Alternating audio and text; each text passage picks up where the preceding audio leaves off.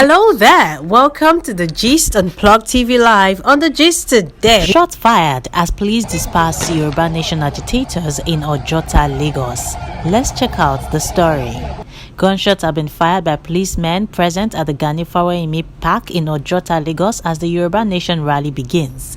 This was after the Lagos State Commissioner of Police Akimu Dumosun addressed journalists at the venue saying no rally is allowed to hold in Lagos. However, some Yoruba Nation agitators dared the security operatives by spreading banners and flyers to announce their arrival and presence at Ojota. A few minutes later, shots were fired and hot water from a hammer tank was sprayed to disperse them. Some agitators were seen getting dragged into an armored tank by the policemen, and many of them took to their heels for safety. Let's check out some of the videos.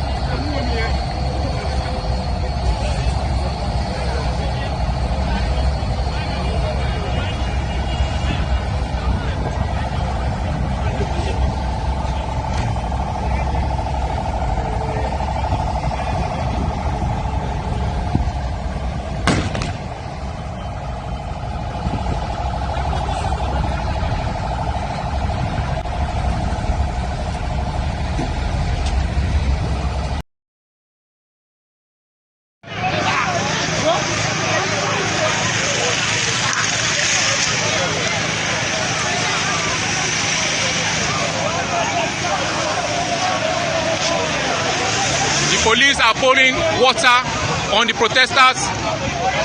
You can see the police are pouring water on the protesters, and the protesters are running.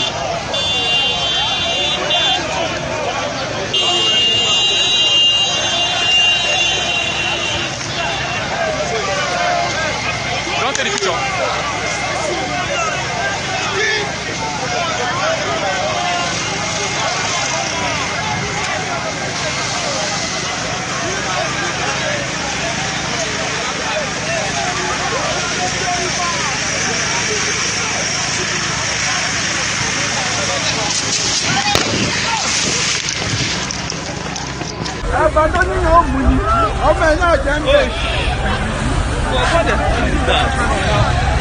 Trent. So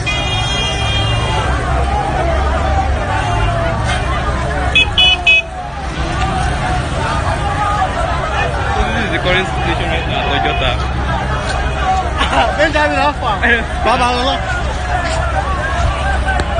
Help me keep this in your bag, please. Thanks.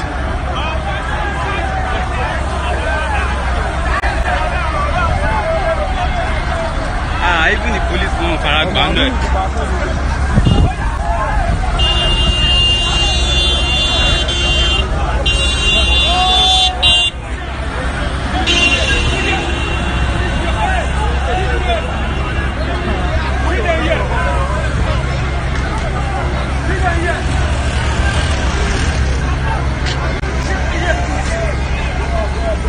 Well, it's like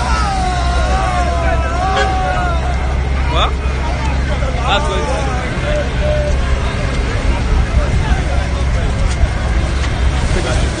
Oh, yo!